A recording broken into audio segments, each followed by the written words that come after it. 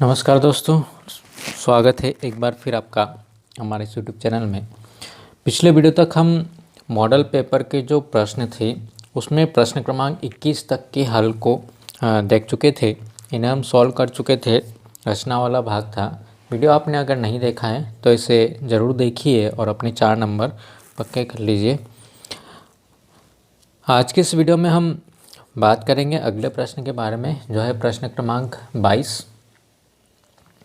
लेकिन उससे पहले शुरू करने से पहले यदि आपने इस चैनल को अभी तक सब्सक्राइब नहीं किया है तो सब्सक्राइब बटन पर क्लिक कर चैनल को ज़रूर सब्सक्राइब कर लीजिए। वीडियो आपको पसंद आए तो अपने दोस्तों में शेयर करना मत भूलिए। जैसा कि प्रश्न क्रमांक 22 के अंदर दिया हुआ है कि दो घनों जिसमें से प्रत्येक का आयतन 64 घन सेंटीमीटर है, इसके संलग्न फलकों को मिलाकर के एक ठोस बनाया जाता है, तो इससे प्राप्त घनाभ का पृष्ठीय क्षेत्रफल अपने को ज्ञात करना है।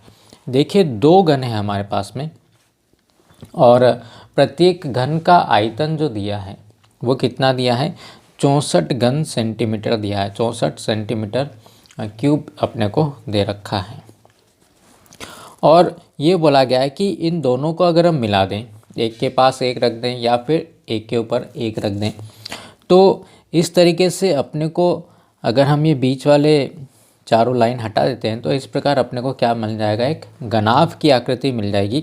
तो एक ठोस बन जाएगा। दो घन को मिलाने से जो ठोस बनेगा वो कैसा होगा, घनाभ होगा। क्यों? क्योंकि हम जानते हैं कि घन के प्रत्येक कोर की लंबाई जो होती है बराबर होती है, मतलब इसमें लंबाई चौड़ाई ऊंचाई बराबर होती है।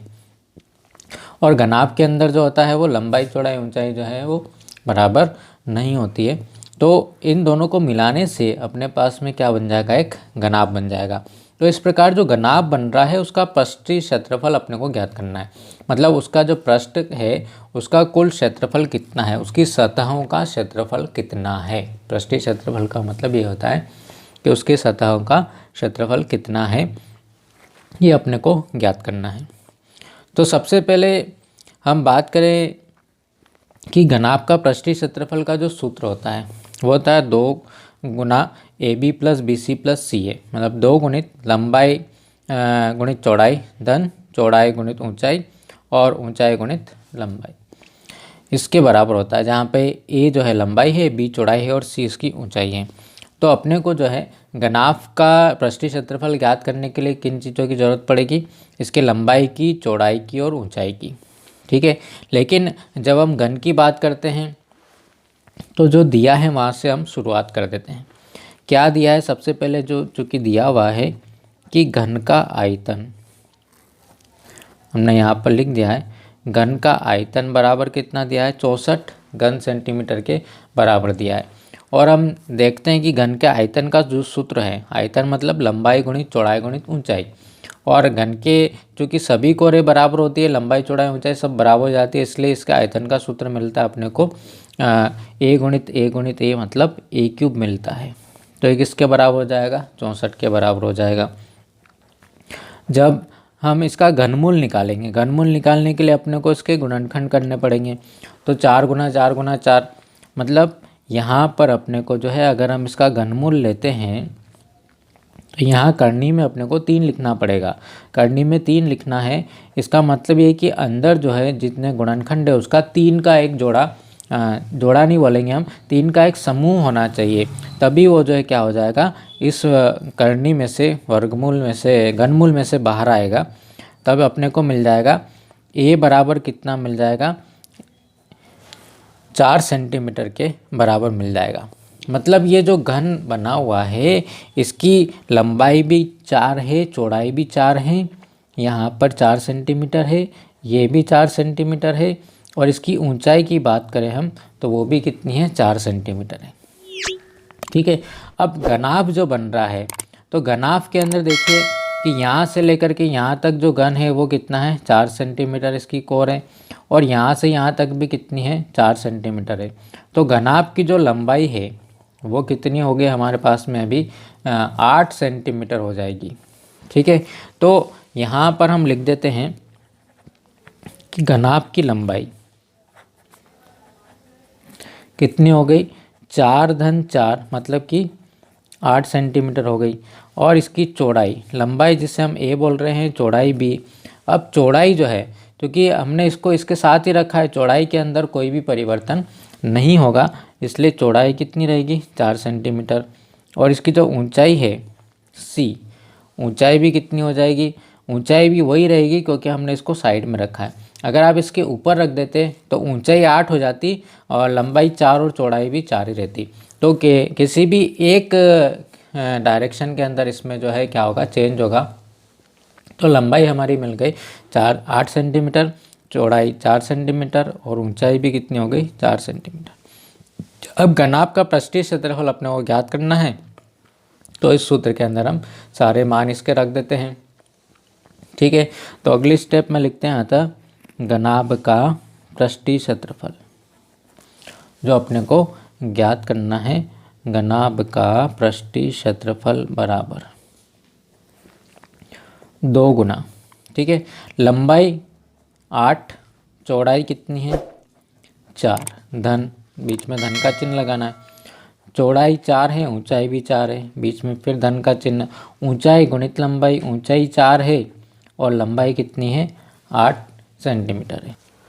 तो यहाँ पर हम इसको हल करने के लिए पहले अंदर जो है क्या कर लेते हैं, इनका गुणा कर देते हैं हम। तो इनका गुणा कितना आएगा, 2 गुना ब्रैकेट के अंदर में लिखा हुआ है, 8 चौक 32 हो गया, 4 चौक 16 हो गया और 8 चौक 32 अपने को यहाँ पर मिल जाता है।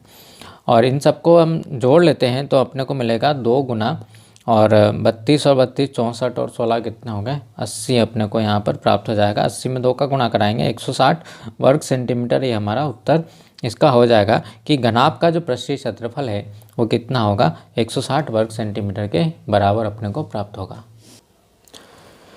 इसके अथवा वाले भाग की हम बात करते हैं। तो मॉडल बनाने वाली मिट्टी से 24 सेंटीमीटर ऊंचाई और जिसके आधार की त्रिज्या 6 सेंटीमीटर वाला एक शंकु जो है बनाया गया है।